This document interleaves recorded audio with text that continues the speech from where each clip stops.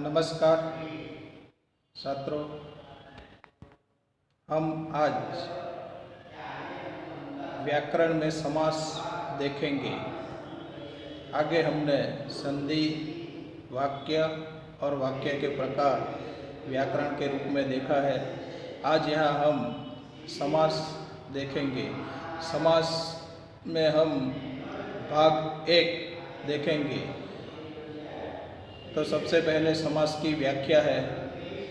समास का शाब्दिक अर्थ है संक्षेप या संक्षिप्त करने की रचना विधि, इसे समास कहते हैं। समास जो है किसी भी भाषा में, गुजराती हो या हिंदी हो, इसमें जो सबसे छोटा रूप लिखने के लिए उपयोग में लिया जाता है। तो यहाँ भी हमें हिंदी में समास के रूप में कितने ही ऐसे शब्द देखने को मिलते हैं जिसे हम देखेंगे।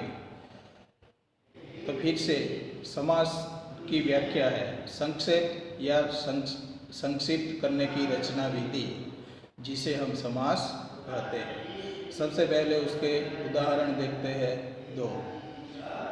राजा का कुमार सख्त बीमार था।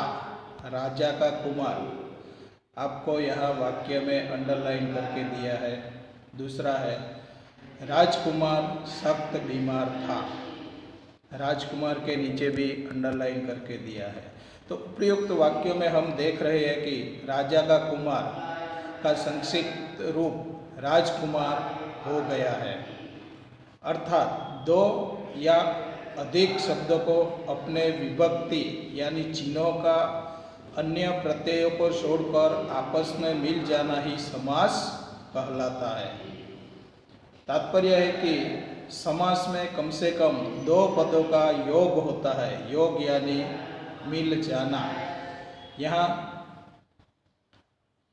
राजा का कुमार, ये जो राजा और कुमार जो 2 शब्द है, वो दोनों शब्द विभक्ति के रूप में का लगाकर उसे अलग अलग लिखा है, लेकिन नीचे के वाक्य में फिर से लिखा गया है राजकुमार, यानी विभक्ति निकालकर दोनों राजा और कुमार को जोड़कर पूरा शब्द एक साथ लिख दिया गया है राजकुमार। तो इसी तरह हम शब्द देखेंगे। यहाँ तात्पर्य है कि समास में कम से कम 2 पदों का योग होता है। योग यानी मिलना। जब वे 2 या अनेक पद एक हो जाते हैं तब समास होता है। समास होने के पूर्व पदों के रूप में बिखरे हुए रूप समास विग्रह और समास होने के बाद बने संक्षिप्त रूप को समस्त पद या सामासिक पद कहते हैं। ऊपर दिए गए शब्दों में राजा का कुमार समास विग्रह और राजकुमार को हम समस्त पद कहेंगे। समास विग्रह यानी अलग होना, अलग अलग। तो अब हम समास के भेद देखेंगे। भेद यानी प्रकार। तो हिंदी में समास के मुख्य 6 भेद माने जाते हैं। पहला है अव्ययी भाव समास, दूसरा है कर्मधारय समास, तीसरा है द्विगु समास, चौथा है द्वंद्व समास, 5वां है तत्पुरुष समास, 6वां है बहुव्रीहि समास। अब ये जो 6 समास है, इनमें से हमें यहाँ 9वीं कक्षा में 4 समास पढ़ना है। अव्ययी भाव समास, कर्मधारय समास, द्विगु समास, द्वंद्व समास। अब हम इन चारों समासों को विस्तार से देखेंगे। इसके पहले इसके जो पेटा प्रकार जो पढ़ते हैं वो भी देख लेते हैं। वो आपको लिखना नहीं है परीक्षा में, सीधा ही अव्ययी भाव समास, कर्मधारय समास, द्विगु समास या द्वंद्व समास के रूप में ही लिखना है, लेकिन आपके लिए जानना जरूरी है। तो अव्ययी भाव समास जो है उसके पेटा प्रकार नहीं पढ़ते। इसके बाद कर्मधारय जो समास है वह कर्मधारय समास, बहुव्रीहि समास, द्वंद्व समास के रूप में अलग अलग भाग दिए गए हैं। तो द्वंद्व समास जो है हमारे यहाँ, वो द्वंद्व समास के तीन भेद अलग अलग पड़ते हैं। इतरेतर, वैकल्पिक और समाहार के रूप में तीन भेद पड़ते हैं। तत्पुरुष समास जो है पांचवा प्रकार, तत्पुरुष समास के व्यधिकरण तत्पुरुष, समाधिकरण तत्पुरुष, ये दो प्रकार पड़ते हैं। इसमें से व्यधिकरण तत्पुरुष समास से कर्म तत्पुरुष, करण तत्पुरुष, संप्रदान तत्पुरुष, अपदान तत्पुरुष, संबंध तत्पुरुष, अधिकरण तत्पुरुष के रूप में अलग अलग भाग पड़ते हैं। अब हम यहाँ उपयुक्त जो भेद यानी प्रकार हमने जो देखे, इनमें से चार समासों का अध्ययन इस कक्षा में यानी 9वीं कक्षा में हमें करना है। सबसे पहले 1 नंबर अव्ययी भाव समास। जिस समास में पहला पद प्रधान हो तथा वह शब्द अव्यय हो और सामासिक शब्द का क्रिया विशेषण के समान उपयोग हो उसे अव्ययी भाव समास कहते हैं। पहला पद प्रधान, प्रधान यानी मुख्य, और वह शब्द अव्यय, अव्यय हम 8वीं कक्षा में पढ़कर आए हैं। अव्यय किसे कहते हैं आपको मालूम ही होगा।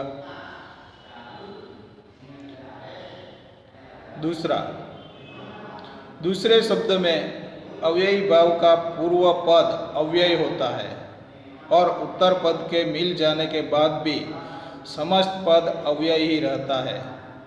क्रिया विशेषण आदि विकारी शब्द जिनका रूप किसी भी लिंग, वचन या काल में प्रयोग करने पर बदलता नहीं है, वे अव्यय कहलाते हैं। लिंग, वचन, काल का कोई भी असर अव्यय ऊपर पड़ता नहीं है। इन व्याख्याओं के संदर्भ में निम्नलिखित वाक्यों को हम देखेंगे। 2 वाक्य दिए गए हैं, देखते हैं। वह यथाशक्ति प्रयत्न करेगा, पहला वाक्य है यथाशक्ति के शब्द नीचे अंडरलाइन दिया है। दूसरा, लड़का प्रतिदिन विद्यालय जाता है, प्रतिदिन। तीसरा है वह आजीवन लोगों की सेवा करता है, आजीवन। यानी तीनों शब्दों को हम यहाँ समस्त पद के रूप में और विग्रह के रूप में देखेंगे। यथाशक्ति, तो इसका विग्रह करेंगे तो शक्ति के अनुसार। प्रतिदिन, प्रत्येक दिन।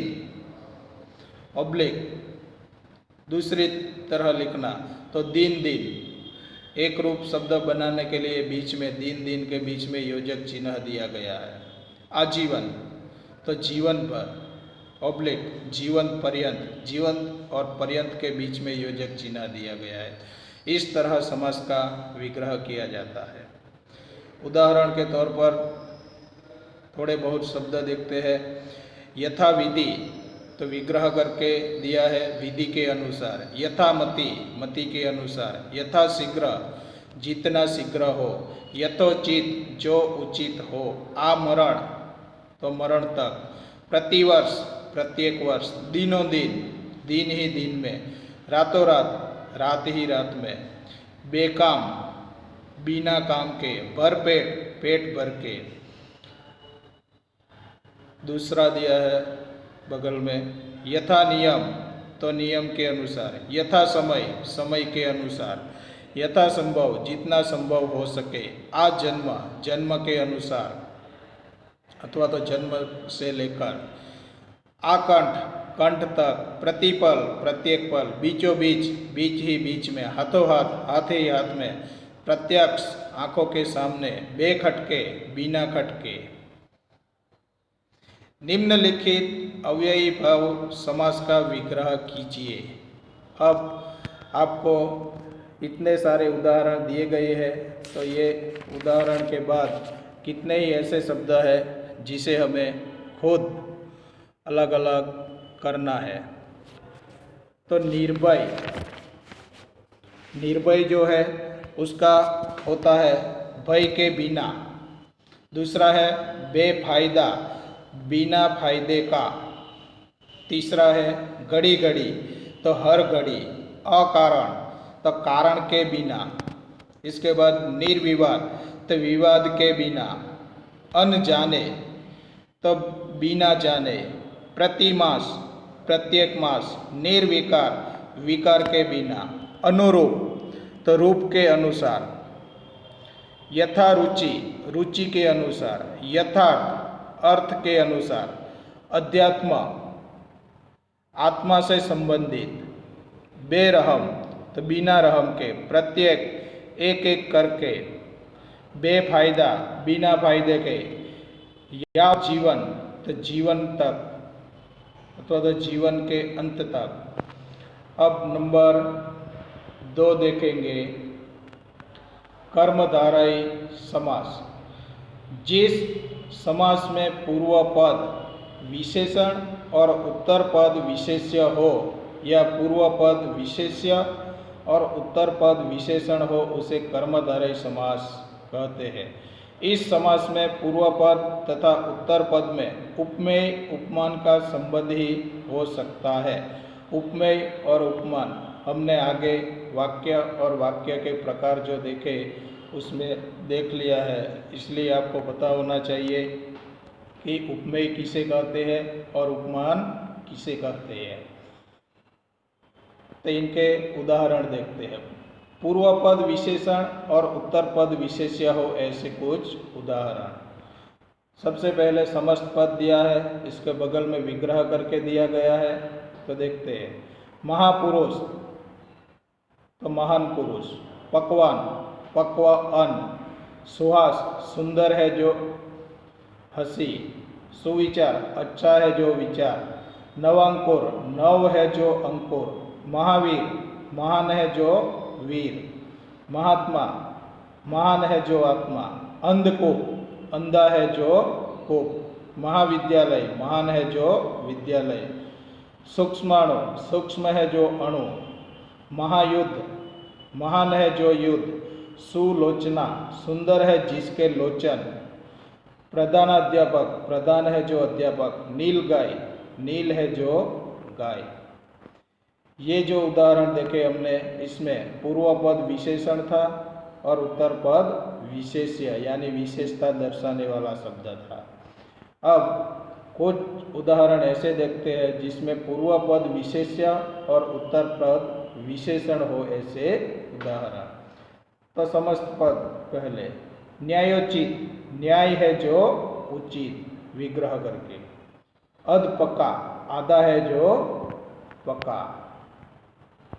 अब उपमेय उपमान का संबंध हो ऐसे उदाहरण देखते हैं। जिसकी तुलना किसी अन्य से की जाती है उसे उपमेय और जिससे तुलना की जाती है उसे उपमान कहा जाते हैं। चरण कमल समस्त पद का विग्रह होगा। चरण रूपी कमल, इसमें चरण उपमेय है और कमल उपमान है। फिर से इसमें आपको याद रखना है उपमेय और उपमान किसे कहते हैं। तो जिस अन्य किसी से तुलना की जाती है उसे उपमेय कहते हैं और जिसके साथ तुलना की जाती है उसे उपमान कहते हैं। अब उसके उदाहरण देखते हैं। पहला पद उपमेय हो ऐसे उदाहरण। पहला पद उपमेय हो ऐसे उदाहरण। तो समस्त पद सबसे पहले दिया गया है स्त्री रत्न, तो यहाँ विग्रह करके दिया गया है स्त्री रूपी रत्न। देह लता देह रूपी लता, नरसिंह नर रूपी सिंह, ग्रंथ रत्न ग्रंथ रूपी रत्न, नयन बाण नयन रूपी बाण। अब पहला पद उपमान हो ऐसे उदाहरण। तो सबसे पहले समस्त पद राजीव लोचन, तो विग्रह दिया गया है राजीव के समान लोचन। प्राण प्रिय प्राणों के समान प्रिय। भुज दंड दंड के समान भुजा। मृग लोचन मृग के समान लोचन। पाषाण हृदय पाषाण के समान है जो हृदय। कनकाभ कनक के समान आभा। कनक लता कनक के समान लता। कमल नयन, कमल के समान नयन। कर कमल, कमल के समान कर। यहाँ उपमान वाले उदाहरण देखे। सबसे पहले हमने उपमेय के उदाहरण देखे थे। तो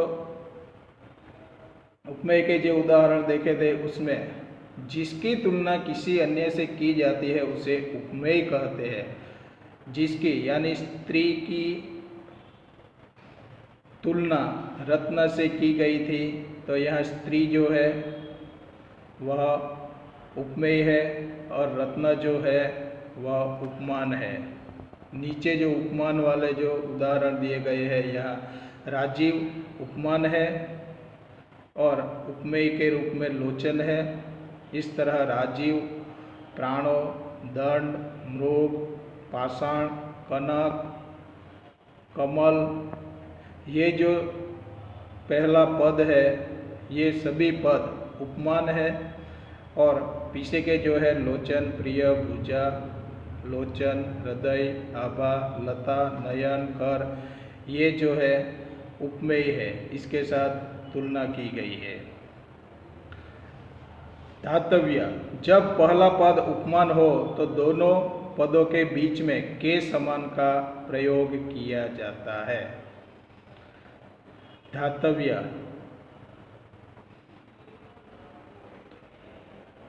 शब्द जो होता है उसमें दोनों के बीच के समान शब्द का प्रयोग किया जाता है। तो निम्नलिखित समासों का विग्रह कीजिए, ऐसा दिया गया है।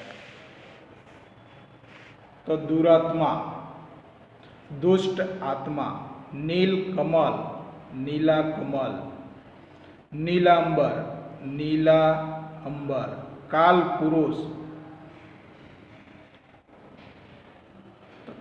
कायर पुरुष, नीलकंठ, नीला कंठ, नील गगन, नीला गगन, क्रोधाग्नि, क्रोध रूपी अग्नि, चंद्रमुख, चंद्र जैसा मुख, चरण कमल, कमल जैसा चरण, मीनाक्षी, मीन जैसी आंखें, वज्रांग, व्रज जैसा अंग, मधुमादन, तो मधु जैसा मादन। तो विद्यार्थी मित्रों, यहाँ हमने समास देखे। समास में पहला समास हमने देखा अव्ययी भाव समास, इसके बाद देखा कर्मधारय समास। अब इसके उदाहरण जो भी थे हमने सब देख लिए हैं। अब तीसरा नंबर जो है द्विगु समास, वह द्विगु समास हम भाग 2 अगले वीडियो में देखेंगे, उसी में देखेंगे। तब तक के लिए नमस्कार।